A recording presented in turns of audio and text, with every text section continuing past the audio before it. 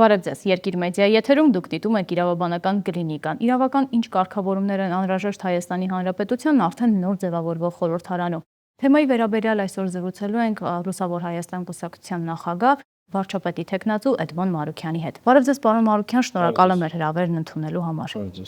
Պարոն Մարուքյան, թերևս ամենաէականը եւ հատկապես ձեր մասնագիտորեն ավելի հարազատը սահմանադրության փոփոխություններն են։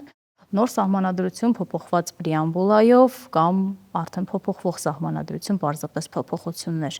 Որն է անհրաժեշտ Հայաստանի Հանրապետությանը եւ որը ոչ։ Մեզ անհրաժեշտ է փոխել 15 թվականի սահմանադրությունը։ Մենք դրա դեմ պայքարել ենք 15 թվականին, 14 թվականին։ Խոստումը եղել է, որ հեղափոխությունից հետո 18 թվականից հետո այն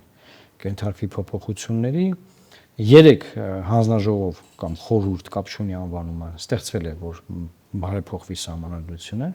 եւ մինչ օրս մենք ապրում ենք 15 թվականի սահմանադրությամբ, որը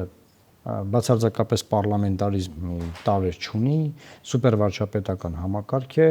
ուղղակի խաբկանք է այն մասին, որ այն իբր թե պարլամենտական երկիր է դարձրել կիսանախագահականից։ Սա խաբկանք է, ես կարծում եմ։ Եվ ինչ վերաբերում է սահմանադրության նախաբանին, ապա այդ հարցը ավելի ուշ առաջ եկավ, արդեն Ալիևի կողմից որպես նախապայման խաղաղության համաձայնագիրը ստորագրելու համար։ Մեր դիրքորոշումն այն է, որ Հայաստանի Հանրապետության սահմանադրության մեջ որևէ հարևան երկրի տարածքային ամբողջականության դեմ որևէ տեքստ չկա, հետևաբար Ալիևի պահանջը անհիմն է, եւ այդ մասին նաեւ մեր սահմանադրական դատարանը ունի որոշում, որտեղ հստակ ասված է, որ հղումը նախաբանի անկախության հռչակագրի վրա այն որևէ կերպ կապ չունի տարածքային ամբողջականության հետ Ադրբեջանի կամ որևէ այլ երկրի, եւ այս իմաստով մենք գտնում ենք, որ մեր սահմանադրության նախաբանը չպետք է փոփոխվի, այն պետք է մնա, ինչ վերաբերում է սահմանադրությանը, ապա սահմանադրությունը այո պետք է բարեփոխումների ենթարկվի եւ այս սուպերվարչապետական համակարգը պետք է կազմաքանդվի։ Մենք այսօր այս սահմանադրությամբ չունենք հակակշիռների եւ փոխզսպումների մեխանիզմներ, պարլամենտական ֆրակցիաները չունեն համապատասխան լիազորություններ որպես պարլամենտական երկիր, պարլամենտական հանձնաժողովները նույնպես չունեն, մշտական հանձնաժողովները նույնպես չունեն լծակներ եւ ամբողջ լծակները կրկին կենտրոնացած են գործադիր իշխանությունում, իսկ պարլամենտում դատական իշխանությունը ուղղակի գործադիր իշխանության կցորդն են դարձել այս սահմանադրությամբ։ Հետեւաբար մենք գտնում ենք, որ ֆունդամենտալ փոփոխությունների պետք է ենթարկել այս սահմանադրությունը։ Ինչ վերաբերում է Հանրապետության նախագահի ինստիտուտին, ապա այն նույնպես այս դեկորացիայի վիճակից պետք է փոխվի, կամ մենք չպետք է ունենանք Հանրապետության նախագահի ինստիտուտ, կամ եթե ունենք, այն որևէ դերակատարում պետք է ունենա։ Եթե այն ներկայացուցչական դերակատարում պետք է ունենա, ուրեմն մենք պետք է այնպիսի ընթացակարգերով ընտրենք Հանրապետության նախագահին, որ ոչ մեկ իր սուրճ դնողին չդնի Հանրապետության նախագահ, որևէ քաղաքական միավոր։ Սրա հետ կապված է մենք տեսնական ունենք եւ հետեւաբար մենք այս ընտրություններում առաջարկում ենք, որ ոչ թե Ալիևի օրակարգը պետք է Հայաստանը կատարի, այլ Հայաստանը պետք է կատարի մեր ժողովրդի օրակարգը, որ ընդունի արդար բազմաբևեռ պարլամենտ ունենալու համար կարևոր սահմանադրական փոփոխություններ, այսինքն ոչ թե նոր սահմանադրություն է, սահմանադրական փոփոխություններ։ Իշխող ուժը ուզում է նոր սահմանադրություն ընդունի, որպեսզի կարողանա նախաբանը փոխել, այսինքն լրիվ նոր տեքստ դնի, ոչ թե փոփոխությունների։ Բայց ես կարծում եմ այս ընտրություններով մեզ կհաջողվի կանխել մեկ ուժի իշխանությունը, եւ եթե ԿՊ-ն ամբողջական իշխանությունը չի ստանում, այլևս Ալիևի օրակարգի իրականացումը դադարում է, եւ մնացած բոլոր ուժերով կնստենք, կաշխատենք այդ փաթեթի վրա, բնականաբար բազմաթիվ գաղափարներ կան, բազմաթիվ առաջարկներ կան։ Ինչ համակարգ եք առաջարկում, կիսանախագահական, նախագահական կամ պարլամենտական փոփոխություններով։ Մենք ունեցել ենք կիսանախագահական համակարգ, որտեղ ամեն նախագահական ընտրություններից հետո երկու արյուն է թափվել կամ ինչ-որ բան է եղել։ Եվ այդ համակարգը պետք է փոխվեր դեպի իրական պարլամենտական, որտեղ բոլոր ուժերը մասնակից են եւ իշխանության բաժնետեր են, այսինքն ժողովրդի իշխանությունը մի ուժի չի տրվում, այլ բաժանվում է մի շարք ուժերի միջև։ Սակայն խեղաթյուրվել է պարլամենտական համակարգը Եվ հիմա ժողովուրդը մտածում է, թե սա է պարլամենտական համակարգը, եւ հիասթափված է այս համակարգից, մտածում են հետ փոխելու մասին, բայց իրականության մեջ մենք պարլամենտական համակարգում չենք ապրել։ Այդ Գերմանիան է պարլամենտական համակարգ, Մեծ Բրիտանիան է պարլամենտական համակարգ, Հոլանդիան է պարլամենտական համակարգ եւ շատ այլ եվրոպական զարգացած երկրներ։ Հետեւաբար պարլամենտական համակարգը վատ բան չի, խաբելն է վատ բան, որ մարդկանց խաբել են, թե իբր սա պարլամենտական համակարգ է, մարդիկ հետ հիմա տրամադրված են այս համակարգի դեմ, առանց հասկանալու, որ մենք չենք Արդարացի դժգոհություններ կան, պարոն Մարուկյան, հատկապես պատերազմից հետո, երբ որ որևէ իշխանության որևէ ուժ պատասխանատվության հատվածը չկարողացավ վերցնել, մի մասը մեղադրում էր գլխավոր շտաբի պետին, այսինքն բանակին, գործադիր մասով, մյուս մասն ասում են դուք խորհրդարան եք, ի վերջո խորհրդարան պետք էր որոշում կայացնել։ Ի վերջո չհասկացանք, թե ով էր ղեկավարում այդ համակարգի արդյունքում, ով էր ղեկավարում պատերազմական գործողությունները, ով էր պատասխանատու թիկունքի համար, պատասխանատվության մեխանիզմները չկային։ Չկան պատասխանատվության մեխանիզմները նաև հավաքների ազատության մասով, մեկն ասում էր իմ հրամանով այս տարածքը հանձնվեց, մյուսն ասում էր իմ հրամանով ոստիկանները այս գործողությունն արեցին կամ չարեցին։ Ի վերջո հասարակության դժգոհությունն արդարացի չէ։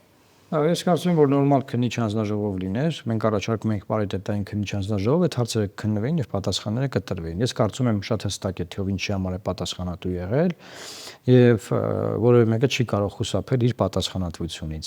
Կառավարությունը սեպտեմբերի 27-ին վաղ առավոտյան պատերազմի առաջին օրը հայտարարել է ռազմական դրություն, ամբողջական զորահավաք, այսինքն պատասխանատուն կառավարությունն է։ Եկել է ազգային ժողով, հայտարարել է, որ ոչ մի միլիմետր հող չենք զիջելու, կռվելու ենք մինչև վերջ եւ այլն եւ այլն։ Պարլամենտական ուժերը ռազմական դրության պայմաններում ինչ պետք է անեին, չէին դավաճանելու իրանց զինվորներին,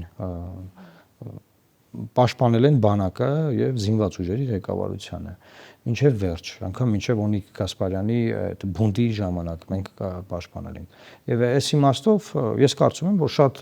հստակ է, թե ով ինչի համար է պատասխանատու։ Սահմանադրության մեջ մի դրույթ կա, որ պատերազմի հայտարարման պարագայում է միայն վարչապետը դառնում գլխավոր գերագույն հրամանատար, քանի դեռ հայտարարված չի պատերազմ, պաշտոնապես պաշտպանության նախարարն է պատասխանատուն, բայց կոնկրետ գործողություններով մենք բոլորս գիտենք, որ որոշումները կայացրել է Նիկոլ Փաշինյանը գլխավոր շտաբի պետի հետ միասին, պաշտպանության նախարարն էլ է մասնակից եղել, բայց ավելի քիչ դերակատար եղել, որքանով որ մենք տեսել ենք։ Հիմա այս իմաստով որևէ մեկը չի կարող որևէ բանից խուսափել։ Ուղղակի խնդիրն այն է, որ իշխանապողություն չի եղել դրանից հետո։ Իշխանապողություն չի եղել, հիմա իրանք են ինչ ուզում խոսում են, հետո խոսան հետո։ Իշխանությունը որ փոխվի, կսկսվի այս հարցերի պատասխանների փնտրտուքը, եւ դրանց պատասխանները կտրվեն։ Օրինակ ես դրանց բոլոր հարցերի պատասխանները ունեմ, բայց իրենք վախեցան, որ այդ քննիչ հանձնաժողովը մենք ստեղծենք, ամեն ինչ բարձրելու ենք, Պարլամենտից մեր դուրս մնալուց հետո իրենք ստեղծեցին այդ Անդրանիկ Քոչյանի քննիչ հանձնաժողովը, որի անգամ այն զեկույցը, որով որ ամբողջությամբ Նիկոլ Փաշինյանը արդարացվում է, անգամ այդ զեկույցը չի հրապարակվել։ Անգամ այդ զեկույցը չի հրապարակվել եւ դրա պատասխանատուն հենց Նիկոլ Փաշինյանն է։ Այսինքն այս իմաստով փախչելու տեղ չկա, բոլորի պատասխանատվությունները հստակ արձանագրված են։ Գործել է անվտանգության խորհուրդ, անվտանգության խորհրդի անդամները եղել են որոշումների կայացմանը մասնակից, որոշումները Նիկոլ Փաշինյանը բերել է անվտանգության խորհրդի հիմնականում եւ անվտանգության խորհրդով անցել են, բոլոր այդ ժամանակաշրջանի անվտանգության խորհրդի անդամները պատասխանատու են Նիկոլ Փաշինյանի գլխավորությամբ։ Անվտանգության խորհրդի մեջ են մտնում վարչապետը, ՊՆ նախարարը, ներքին գործերի նախարարը, ազգային անվտանգության ծառայության պետը, գլխավոր շտաբի պետը, հետախուզության պետը, այսինքն բոլորը, ով որ իրավապահ համակարգից մինչև անվտանգության համակարգ, բոլորը այդտեղ ներկայացված են։ Բնականաբար քաղաքական պատասխանատվությունը իշխանությունինն է, հանրապետության նախագահ անվտանգության խորհրդի անդամ չի հրավիրյալ է, հանրապետության նախագահին էլ այն ժամանակ հրավիրում էին, մի դեպքում նաև կաթողիկոսին էին հրավիրել։ Կա նաև այսպիսի երկու թեզ, որ պատտվում է հասարակության մեջ սահմանադրության փոփոխությամբ կախված, պրեամբուլայի փոփոխությամբ հատկապես, մեկը վերաբերվում է հաուս ցեղասպանության հարցը փակելուն եւ մյուսը վերաբերվում է Արցախի անվտանգության երաշխավորը լինել չլինելուն։ Սա անկախության հռչակագիրը պրեամբուլայից հանելու Հայաստանի Հանրապետության վարչապետը հայտարարում է, որ անկախության հռչակագիրը պետության չգոյության մասին է եւ պետք է հանել։ Այս երկու առումով քաղաքացիները ինչ վտանգ սպասեն։ Քաղաքացիներին ես մեկ ուղերձ եմ տալիս, որ չի կարելի այդ օրակարգով հանրաքվե դնել, որովհետեւ եթե հանրաքվեն դրվի, Կապ չունի ժողովուրդը այո քվեարկի թե ոչ կամ բոյկոտի եւ չանցնի, որ էլի ոչ է, Հայաստանը ունենալու է ֆունդամենտալ խնդիրներ։ Խնդիրը որն է։ Տեսեք, Ադրբեջանն ասում է ձեր համայնության մեջ տարածքային պահանջ չկա։ Մեր համայնական դատարանն ասում է չկա։ Դրանից հետո եթե դու դնում ես հանրակրվեի այդ հարցը, նշանակում է որ դու ընդունում ես Ադրբեջանի փաստարկը, որ դու ունես տարածքային պահանջ։ Ընդունելով հանդերձ եթե քո ժողովուրդը գնում է ոչ ակրակում կամ բոյկոտում է չի անցնում, դուրս է գալիս որ դու պաշտոնական մակարդակում ընդունել ես որ դու ունես տարածքային պահանջներ, այսինքն պատերազմի ըստ էության հիմք, բայց ժողովուրդը գտնում է որ դա ճիշտ է, պետք է դու ունենաս։ Հետևաբար Ալիևին նոր փաստարկ ենք տալու մեր դեմ ագրեսիաներ անելու, եթե հանկարծ դրվի քվեարկության եւ ոչ լինի։ Պատկերացնենք դրում է քվեարկությանը ժողովուրդը ասում է այո, ինչ ես չեմ հավատում, բայց պատկերացնենք։ Այդ սցենարով դուրս է գալիս որ Հայաստանը ինքն իր ձեռքով ոչնչացնում է իր անկախության հիմքերը, անկախության հռչակագիրը եւ դա հղի է տարբեր երկրների կողմից մեզ չճանաչելուն եւ այլ խնդիրներին դրա հետ կապված։ Հետեւաբար ես կարծում եմ որ ոչ թե պետք է մենք սպասենք դնեն հանրակրվեն դրա դեմ պայքարենք, այլ ընդհակառակը մենք պետք է այս ընտրություններով իշխանությունը փոխենք, այդ հանրակրվեի օրակարգից իշխանությունը կգնա տուն եւ այդ հանրակրվեն չպիտի դրվի։ Մենք հետագայում կունենանք հանրակրվե սահմանադրություն փոխելու իմ նախանշած են խնդիրները լուծելու համար, որ մենք նորմալ կառավարման համակարգ ունենանք, հակակշիռներ, փոխզսպումներ, որ մեկ անձը չդարձնի երկիրը մեկ անձի շոու եւ մեկ անձի իշխանություն չլինի երկրում։ Ինչպես է գնահատում լուսավոր Հայաստանը, անկախ է արդյոք դատական համակարգը թե ոչ։ Դատական համակարգը անկախ չէ, գոյություն չունի այդպիսի համակարգ, այդ համակարգի գլխավոր դերակատարը Նիկոլ Փաշինյանն է։ Դա ապացուցված փաստ է, որովհետև Նիկոլ Փաշինյանը WhatsApp-ի միջոցով դատական իշխանության ամենագլխավոր պաշտոնյային, որը անկախ է ընտրվում է պարլամենտի կողմից, այսինքն ԲԴԽ նախագահին հեռացրել է աշխատանքից, որը ապացուցված փաստ է, ինքը ընդունել է որ այդպես։ Լուսավոր Հայաստանը անկախ դատական համակարգ ունենալու ինչ առաջարկ ունի հանրությանը։ Գիտեք, մենք տեսել ենք, որքան որ դատական փոփոխություններ են արվել, այնքան դատական իշխանություն ավելի է վատ տարածվել։ Մենք կարծում ենք, որ վեթինգի մեր առաջարկած սկզբունքներն ու մեխանիզմները, որ 19 թվականին մենք ներկայացրել ենք, դրանք անտեսել է իշխանությունը, չի արել։ Մենք կարծում ենք, որ այդ վեթինգի միջոցով պետք է նախ դատական համակարգը թափ տրվի, որովհետև տեսեք ինչ արել Նիկոլ Փաշինյանը, հանել է նախկին դատավորներին, նշանակել իրադատավորներին։ Ոչ մի իշխանություն չպետք է ունենա իրադատավորները, պետք է ինքնակառավարվող մարմնի միջոցով, այսինքն բարձրագույն դատական խորհրդի միջոցով դատական իշխանության խնդիրները կարգավորվեն։ Հենց իշխանությունը միջամտում է այդտեղ, մենք ունենում ենք խնդիրներ։ Հիմա մենք որ նայենք պարլամենտից ինչպես են դատավորներն ընտրվել վերջին շրջանում, բարձր դատարանների։ Մենք որ նայենք օրինակ հիմա Սահմանադրական դատարանի դատավոր են ընտրել Վլադիմիր Վարդանյանին, հիմա ասենք ինչ է, դա ասենք ոնց կարելի է նման բան անել։ Եվ սա նոր բան չի, 90-ականներից է սա եղել։ 90-ականներից իշխանությունը այդ ՍԴ դատավորի պաշտոնները նվիրել է իրանց մոդիկներին, տենց գնա դե լրվծրուկ ամարելի տենց 2 միլիոն աշխատավարձ կստանաս կապրես։ Այս ամեն ինչին պետք է վերջ տրվի։ Առաջի բանը ես կարծում եմ, որ պետք է չմիջամտել։ Չմիջամտության սկզբունքն է պետք դնել դատական իշխանության գործերին։ Երկրորդ բանը հստակ մեխանիզմներ պետք է ունեն։ Ասում չենք միջամտում։ Հայտարարվում դատարանը լիարժեք անկախ։ Մարդուն հանրագործություն։ Այդ ասելով չի, փաստը կա։ Այսինքն մենք բազմաթիվ այդ իմաստով մոտեցումներ ունենք, ամերիկյան համակարգի ուսումնասիրություն ունենք, բրիտանական դատական համակարգի ուսումնասիրություն ունենք, այնպիսի համակարգեր կան, որ ուղղակի կարելի ապշել, թե դատավորը որքան անկախություն ունի։ Հայաստանում մենք ինչ ենք արել, ինչ որ բաներ, իշխանության պատվեր կատարող դատավորների աշխատավարձերը բարձրացրել ենք, որոնք քիչ չի կոռումպացված էին, ավելի կոռումպացված են հիմա, մի բան էլ պետական բարձր աշխատավարձ են ստանում ու նույն պատվերները կատարում են։ Հիմա ամբողջ երկիրը գաղտնալսվում է, ոնց է գաղտնալսվում։ Դատավորները տալիս են թույլտվություն, ինչի են տալիս, չեն ստուգում ոչ մի բան։ Քննչականը ինչ բերում է տալիս են։ Այսինքն այս գործադիր իշխանության կցորդ դատարանը չի կարող արդարադատություն իրականացնել։ Հաջորդ խնդրեմը մենք առաջ ենք քաշել, որ բանկերն ու ԴՀԿ-ն իրար հետ դաշինք կազմած կեղեքում են մեր երկրին, ինչպես։ Նայեք, բանկերը այնպիսի տոկոսներով են վարկեր տալիս, որ սա վաշխառություն է, գերշահույթներն ապահովում, վերցրեք նայեք շահույթին։ Իսկ ԴՀԿ-ն ինչ անում։ ԴՀԿ-ն էլ ապօրինի կերպով, անօրինական իր այդ մեթոդներով, իր անտրամաբանական աջուրներով մարդկանց տները, գույքը, ինչ կա խլում են, հետո իրար մեջ անում, էժան աջուրներով գինը գցում, աջուրդով գինը գցում, մարդկանց տներն առնում, սա ինչ է, խուլիգանություն է սա։ Մենք ժողովրդին խոսք ենք տվել, որ իշխանափոխությունից հետո լուծարելու ենք ԴՀԿ-ն, ամբողջական նոր համակարգ ենք ներդնելու։ Ավելին ասեմ, ֆինանսական ակտերով կատարի։ Ուրիշ համակարգ է լինելու, էլեկտրոնային համակարգ է լինելու եւ չենք դնելու, որ ԴՀԿ լինի նման ձևով, էլի։ Այդ դա շատ խայտառակ համակարգ է։ Այսինքն այն համակարգը, որ այսօր կա, այն պետք է լուծարել կոնկրետ։ Հիշում եք, որ Սաակաշվիլին եկավ իշխանության եւ պարեկային ոստիկանությունը երկրում լուծարեց մի օրում։ Ուղղակի լուծա, այսինքն այնքան ինքը արատավորված է, իրան հնարավոր չի դզել, պետք է իրան ցրել, նորը ստեղծել։ Ինչ վերաբերում է բանին, ֆինանսաբանկային ոլորտին, որ էլի իրավական մեծ խնդիր է առաջանում։ Տեսեք, կենտրոնական բանկը այս տարվա հունվար ամսին 6.7%-ով պետական փողը բանկից կենտրոնական տվել է առևտրային բանկերին, վարկ է տվել։ Այս առևտրային բանկերն այս փողը վերցրել են եւ 18%-ով, 20%-ով, 22%-ով, 24%-ով տվել են քաղաքացիներին, այսինքն մեզ։ Սա ինչ է, եթե վաշխառություն չի։ Ֆրանսիայում, Ֆինլանդիայում, եվրոպական բազմաթիվ երկրներում կա տոկոսների շեմ, օրենքով արգելված։ Այս նախաձեռնությունը եղել է պարլամենտում ժամանակին, մերժել են։ Ես կարծում եմ, որ հիմա արդեն բանը բանից անցած է, շատ հասունացած է, որովհետև հստակ ավելի այս վերջին 5 տարվա թվերը խայտարակ թվեր են, թե ինչ գումարներ են աշխատում մեր ժողովրդի հաշվին, եւ պետք է այս հարցը բերել առաջ, դնել իրանց դեմ եւ ասել. մենք դեմ չենք կայացած բանկային համակարգին բնականաբար, բայց վերջին հաշվով բանկերն են ժողովրդի համար եւ ոչ թե ժողովուրդը բանկերի,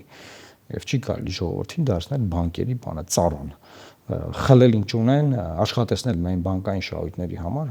հեսա տոտալ անթույլատրելի բան է, այդ նախագիծն է մեր մոտ պատրաստ է, մենք սահմանափակելու ենք, վերին շեմ ենք դնելու, որ բանկը որևէ պարագայում չկանա դրանից բարձր վարկ տա, ավելին ասեմ, այդ 24% վարկը, որ ես ասում եմ, միջնորդավճարներով այն ավելի է բարձրանում, որտեղ հաշվեք ընդհանուր գումարը, ավելի մեծ գումար է դառնում։ Դրա համար կան անվանական եւ փաստացի տոկոսադրույքներ նոր ցանց։ Վաշխառություն է սա կոչվում։ Օրենք սահմանացած, դա այս բարձր որևէ գործողություն դա համարվում է վաշխառություն։ Քերերեն հետապնդելի է։ Հիմա մենք ինչ ենք ասում, հասկացանք ռիսկերի մեջ երկիր ենք, լավ կարող 12%-ով լինի վարկը, 10-ով թող լինի։ 24%-անոց վարկը ո՞րն է։ Եվ վարկային կազմակերպություններ կան մինչև 451% վարկ են տրամադրում։ Որովհետև բարձի թողի վիճակ է, բարձի թողի վիճակ է, ով ինչ ուզում անում է։ Վերջին կանգնած մարդն ով է, որ դժում է, ժողովուրդը, սովորական ժողովուրդ, որ ոչ կարա գնա փաստաբան վարձի, ոչ մի մարմնի դիմի, ոչ մի պին դիմի, ոչ մի ինստիտուտ այսօր մարդուն պաշտպանող չկա, գոյություն չունի։ Ամեն մի պետական համակարգ կամ կիսապետական, հա, գազանի պես ընկածա մարդկանց ջանին, ասենք։ Ով ինչ կարա քերում է ժողովրդից։ Եվ ես գիտես ինչ հետարքիր ես որն է, որ հեղափոխությունից հետո մեզ մոտ տպավորություն էր, որ էլիտայի դեմ է հեղափոխությունը որ եղել է, եկել է աղքատների իշխանություն, չէ, ասենք, քյասիբների իշխանություն, որը պետք է այդ աղքատ ժողովրդին սովորական մարդկանց պաշտպանի։ Ինչա տեղի ունեցել։ Մենք դեզնից մեկն է 3 միլիոն վարչապետ։ Դարել է նոր ինչ որ պսևդո էլիտաների նոր ձևավորվող, հա, պաշտպան է, բանկային համակարգի, ադվոկատի դեր ստանձնած, կառավարությունը միջկան նախագիծա բերվում, ինչ համակարգ պետք է ներդնեն բանկերի միջոցով են անում։ Ասում ենք ինչի համար։ Ինչի է բոլոր ծրագրերը բանկերի միջոցով։ Բերում ենք էլեկտրոնային, որ բյուջեից խնդիր չլինի, չէ՞, օրինակ թոշակները, նպաստները, ամեն ինչ դարձնում ենք էլեկտրոնային, բերում ենք քեշբեք, որ գումարը սև գումարներ չլինեն։ Այդպեսի հիմնավոր։ Անկամ վերջին դեպքը, որ Փաշինյանն ասում էր գցեք այդ խանութը, փակեք այդ խանութը, ինչի մասին էր, որ երբ որ դու պարտադրում ես, որ քարտով աշխատեն, գոյություն ունի մարժա, չէ՞, այդ մարժան բավականին մեծ է, երբ որ խանութը վաճառում է քարտով կամ կանխիկ։ Այսինքն բանկերը այդտեղ են մեծ գումարներ աշխատում։ Քանի որ պետությունը դա թողել է բարձի թողի վիճակում, իրանք էլ աշխատում են, բա ինչ անեն։ Բրախած է երկիրը։ Բաց թողա, ասենց ով ինչ ուզում անում է։ Հետո ասում են բանը, բա ինչի է բանով վճարել, քեշով վճարել եւ այլն եւ այլն, ասենք կանխիկ գումարով։ Ուզում եմ ասել, որ հետ գալով իրավական թեմային մեր մարդը, այսինքն հ քաղաքացին Հայաստանում անպաշտպան է։ Ոչ դատարաններն են մարդուն պաշտպանում, ոչ պարլամենտն է մարդուն պաշտպանում, ոչ կառավարությունն է պաշտպանում։ Այդ մարդը միայն լսում է լավ խոսքեր իր մասին։ Դու հպարտ քաղաքացի ես, դու լավն ես, դու հզոր ես, մի կողմից։ Մյուս կողմից լսում է աղքատությունը քո մեջ է, դու կրթություն չունես, եթե քիչ ես փող աշխատում, ուրեմն լավ չես սովորել դպրոցում համալսարանում, եթե քիչ ես աշխատում, մեղքը քոնն է, եթե մասնակցությունով գործ չես ճարում, դու ես մեղավոր, անվտանգային ոլորտից եկա, չէ՞, որ ասենք բոլորը դավաճան են, բոլորը փախել են, ասենք անդադար ժողովրդին մեղադրանք կա մի կողմից, Մյուս կողմից անդադար հույսի եւ գովեստի խոսքեր, լավ է լինելու ժողովուրդ ջան, սաղ լավ է, բան, հեսա նայեք, ձեր ցավը տանեն, բան, տոտալ սուտ, տոտալ խափեփայություն։ Եվ ահա դա է պատճառը, որ Հայաստան լուսակցությունների ծրագիրը ներկայացնելուց մենք ասենք սպառողական ծրագիր չենք ներկայացնում, որ դեղերը կեժանացնենք, բոլորի ձրի կբուժենք, պոչկետ կբուժենք, թոքըտ կլավացնենք, չգիտեմ, Ժորժ ջան, ասենք այս պետությունը վտանգված է։ Մենք ինչ ենք ուզում անենք, ուզում ենք այս պետությունը պաշտպանենք, պետությունը մնա, այն լինի հարատև, ներքին խնդիրների լուծումների մասին այսքան ժամանակ խոսեցի։ Չկա արդար դատարան, ոչ մի համակարգ իր տեղում չի լինելու։ Դատա իրավական ոլորտի բարեփոխումները շատ կարևոր են։ Դատարանն է, որ բոլոր մարմիններին կարող է հավաքի բերի իր տեղը։ Չկա պարլամենտ, հակակշիռներ չեն աշխատում կառավարության եւ դատարանական իշխանության միջև։ Եվ այս սրանք ոստիկանության դերը ինչպես եք տեսնում, հատկապես վերջին շրջանում հարցումները ցույց են տալիս, որ հանրությունը չի վստահում ոստիկանությանը, չի գնում այնտեղ բողոք գրելու, թեև բողոքների թվերը էականորեն աճել են, բայց վստահության ցուցիչ չկա։ Տեսեք, փոխել։ վստահության ցուցիչ չկա այն իմաստով, որ քաղաքականացված է ոստիկանություն։ Բարեկային ծառայությունը, որ ստեղծված բավականին լավ արձագանքներ կար, շատ լավ։ Եվ պետք էր այդ մակարդակը բարձր պահել, քանի գնաց որակը գցեցին։ Բարեկային ծառայությունը պետք է մնա, պետք է ուղղակի մի հատ այդտեղ ստուգումներ անցկացնել, հասկանալ ովքեր են դարձել բարեկներ, եւ մյուս հանգամանքն այն է, որ մենք ինչ ենք անում, ոստիկանությունը իր ապամարմինները օգտագործվում է ժողովրդի դեմ տարբեր իրավիճակներում, ուրեմն ժողովրդի աչքի ծնգնում է, ժողովուրդը սկսում է չվստահել, չսիրել, հա, ձեռառնել, մեր բոլոր անեկդոտները դրա մասին էին սովետական միությունից։ Մենք ինչ ենք առաջարկում։ Նախ մենք գտնում ենք, որ պետքա կրճատել թվաքանակը։ Երկրում սարսափելի մեծ քանակի է հասցված ոստիկանների թիվը։ Եվ նաև շատ իրավիճակներում բարեկային բոլոր ուժերն ուզում են ավելացնել, դուք ուզում եք կրճատել։ Ոչ, պետք է կրճատել։ Աշխատավարձերին եթե դուք նայեք, աշխատավարձերին ինչքան աշխատավարձ են ստանում, եւ նայեք սահմանին կանգնած մեր սահմանապահների աշխատավարձերը, զինվորի պայմանագրային անհամեմատ տարբերություններ կան։ Շատ-շատերը թողնում են բանակը, գնան բարեկ դառնան, չի կարելի նման բան անել։ Թվակազմի հետ կապված, նայեք, հանցագործությունների աճը եւ թվակազմը չի կարելի իրար հետ համադրել։ Մենք գտնում ենք, որ հանցագործությունների աճի դեմ պայքարը պետք է լինի պրոֆեսիոնալիզմով։ Հիմա եթե դու բերում ես կիսաանգրագետ մարդկանց, ներգրավում ես հանցագործությունը բացահայտելու գործի մեջ, այդ մարդիկ ոչ մի բան չեն բացահայտելու։ Եթե դու կոռումպացված մարդկանց ներգրավել ես այդ process-ի մեջ, ինչ պետք է անեն։ Դա դառնում են, ասենք, դեղցրողների օրթախը։ Ով չի դի, որ այսօր երկրում նարկոտիկը ցրվում է Telegram ալիքների միջոցով։ Ինչ խնդրեմա դրա դեմ պայքարելու։ Կամք չկա, կամքը գոյություն չունի։ Այսինքն թվականակի խնդիրը չի։ Ոչ թե թիվը չի երիքը, իրենց իրանք չեն կարող պայքարեն։ Այդ իրանք թիվը լավ երիքը է բոլոր ընդդիմադիր ակցիաները ճնշելու համար, հանցագործությունները կանխելու համար չի երիքը։ Դե ամբողջ ոստիկանական համակարգը, ԱԱՑ-ն աշխատում է իշխանությունը ապահովելու, իշխանության անվտանգությունն ապահովելու, մարդկանց գաղտնալսելու, մարդկանց անձնական կյանքի քիթը մտցնելու վրա։ Այսա բանը ամենասովորական հանցագործությունն է, ասենք, չգիտեմ, բնակարանային գողություն, մեքենայի գողություն, մարդիկ նախընտրում են ինքնուրույն բացահայտել, քան գնալ ոստիկանություն, քաղաքական մաս լիարժեք մի կողմ թողնելու։ Ինչու չեն վստահում համակարգին, որի համար մենք նույնիսկ պետական պարտք ենք ներգրավել, նոր մեքենաներ, նոր հագուստ, դասընթացներ, որտեղ է այստեղ թերացումը։ Ինչու չեն գնա, ինչու չեն վստահում այդ համակարգին։ Պարզապես, այսինքն քաղաքական առումը մի կողմ թողնելով։ Գնալ ասել իմ մեքենայից գողություն են արել։ Չի կարելի մի կողմ թողնել, որովհետև քաղաքական բոլոր որոշումներն ազդում են բոլոր ինստիտուտների վրա։ Ինչ վերաբերում է, որ մեքենայից գողություն են արել, մարդը չի գնում հայտարարի, տեսեք, այդտեղ կա հին խորհրդային միության մնացած այդ բարքերը, որ մարդուն այնքան բյուրոկրատիայի մեջ են գցում, որ մարդը սկսում է խուսափել իր նկատմամբ տեղի ունեցած հանցագործության մասին բարձրաձայնել։ Երբ որ համակարգերը գնան հեշտացման ճանապարհով, օրինակ մենք ունենք այդ մոտեցումը, պետք է հեշտացնել դյուրին լինի հանցագործության մասին հաղորդում տալը։ Օրինակ գրավոր հաղորդում ես տալի ու արկում ես, ես օրինակ ասեմ։ Գրավոր հաղորդումը գրես ամեն ինչ ուղարկել ես գլխավոր դատախազին։ Ստորագրությունը կա, ժամկետը կա, քննչականի պետին կա։ Կանչում է քննիչը, ասում է ստացել ենք ձեր հաղորդումը, ասում ես այո, ասում է դե վերցրեք գրի, չէ, վերցնում ես։ Ասում է գրեք։ Ըստ ինչ է, ասում է այդ հաղորդումը։ Եղբայր գրել ենք, ուղարկել ենք քեզ, ինչ է գրենք։ Չէ, մի հատ էստեղ գրեք։ գրում։ Հետո մի հատ գրեք, գրում։ Լավ, գնացեք։ Վաղը 2:30 կգա, գնացեք։ Մյուս օրը 6:20 կգա, գնացեք։ Մյուս օրը 10:30 կգա, գնացեք։ Մյուս օրը այդ մարդը իր ամբողջ կյանքը, իր գործը, իր ընտանիքը թողնում է, սկսում է զբաղվել իրանից գողացած, ասենք, ինչ որ մագնիտոֆոնի հարցով, ասենք, մի 5 մագնիտոֆոնի չափ գումարի ժամանակ ծախսել ոստիկանական համակարգում, ինչ որ քննիչների կաբինետներում, ինչ որ ոստիկանների մոտ։ Դա է խնդրեմը։ Ես ասեք Դուբայում տեսել եմ, մտնում ես փողոցում բան կա, ոստիկանական կետ կա, on-line հաղորդում ես տալի հանցագործության մասին։ Կանգնում ես կամերայի առաջ, պատմում ես ինչ ա եղել, արձանագրվում է, ուղարկվում համապատասխան տեղ, վերջ։ Գործը հարուցվեց, սկսում են զբաղվել։ Ինչ են, այսինքն իրենք են ուռճացնում իրանց գործը, համ մարդկանց են քարշ տալիս, նվաստացնում։ Դեռ մարդը ինչ անում, ասում Ախմեդ ջան, սրանցից հեռու պետք է մնալ։ Մեքենայիս անիվը գողացել են, ջանդամ գնամ առնեմ, արա չգնամ անգնեմ սրանց ծերը։ Կամ թաղի տղեկին, գողականներին ասեմ գտնեն բերեն, ամենահեշտ ընթացակարգն է։ Ինչի մասին է, որ մենք ասում ենք պետական ինստիտուտները նվաստացվում են, պետական մարմինները դառնում են բան, ինչ որ ուռճացված, ինչ որ տենց ինչ որ բանի մեջ, որ մարդը խուսափում է։ Առանց իրավական մեխանիզմների, լուծումների այդ թաղի տղեկը կարողանում են գտնել ոստիկաններին, ինչու՞ չի հաջողվում ունենալով մեծ ռեսուրսներ։ Պրոֆեսիոնալ չեն եւ հավես չունեն մարդկանց գործերով զբաղվել։ Իրենց վերևից դրված խնդիրն այլ է։ Տեսեք, շատ կարևոր է վերևից դրված խնդիրն ինչ է։ Ինչ խնդիր է դրված իրանց դեմ։ Խնդիր է դրված հանցավորությունը կանխել, նախականխել, աշխատանքներ տանել,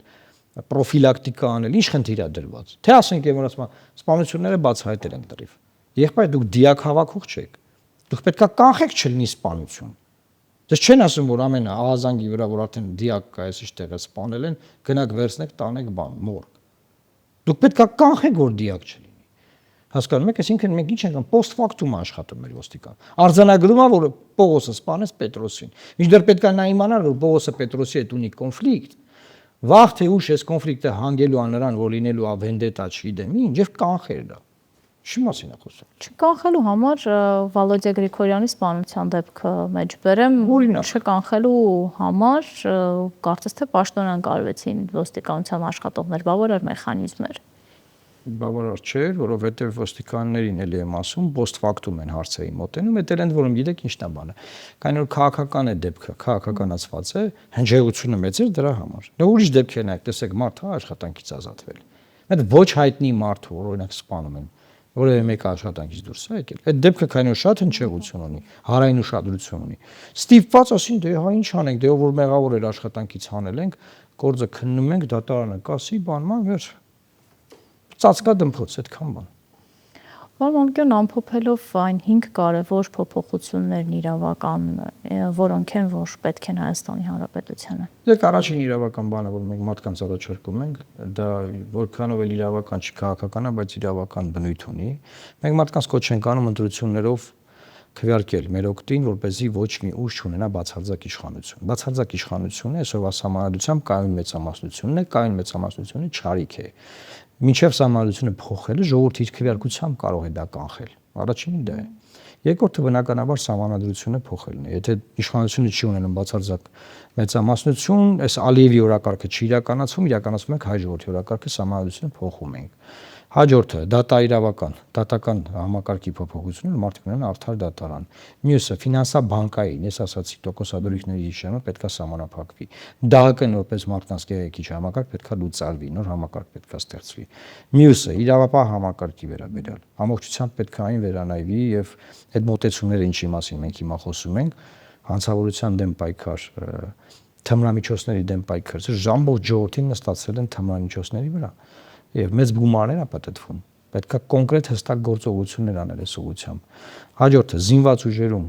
կարգու կանոնի վերաբերյալ անընդհատ դեպքեր ունենք ինքնասպանության, զինվորակախվում, ինքնասպանալինում, ինչն է պատճառը, ինչ բարքեր են տիրում բանակում, ով է զբաղվում սրանով։ Սա էլ է իրավական խնդիր, սա էլ է իրավապահ համակարգի խնդիր։ Այսինքն մենք չենք կարող,